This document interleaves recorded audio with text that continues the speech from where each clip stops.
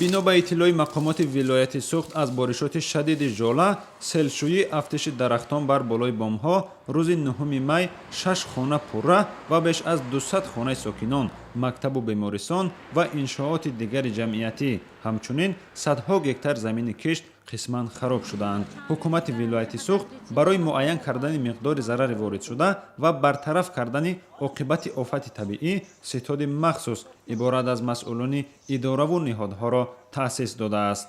дар натиҷаи боридани борони пуршиддат ва вазидани шамоли сахт соати 1 шаб дар ҳудуди вилоят вазъияти мураккаб ба амал омад ки дар натиҷа талафоти ҷонӣ ва хисороти моддӣ ба бор овард ва бештар ба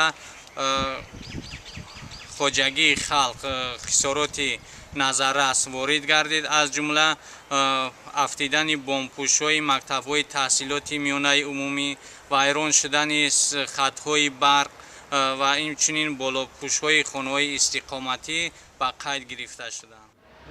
дар шаҳри Хуҷанд, маркази вилояти Суғд дар пайи вазиши сахти тунбот боми 2 бинои истиқоматӣ ва 2 бинои мактаб хароб шудааст. мо борону барфу мӯл мондим, наметарсим. Худованд нигаҳбони ҳамаи моҳо бошад.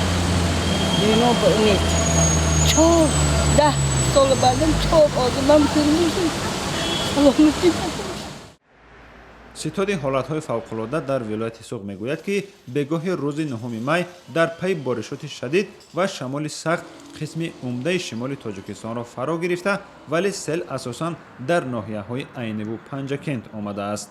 тибқи иттилои расмӣ, дар пайи омадани сел дар рӯстои Ревади ноҳияи Айнӣ модару писар Лола Тӯйғоноваи 41 сола ва Исмат Рустамови 18 сола ва дар ноҳияи Панҷакент Тошбой Хуҷамқулови 56 сола ба ҳалокат расидаанд. Гуфта мешавад Лола Тӯйғонова ва писараш аз чарои ҳайвоноти хонагӣ бармегаштанд ки сел онҳо ва ҳудуди 40 сар гову буз ва гӯсфандонашонро низ бо худ бурдааст.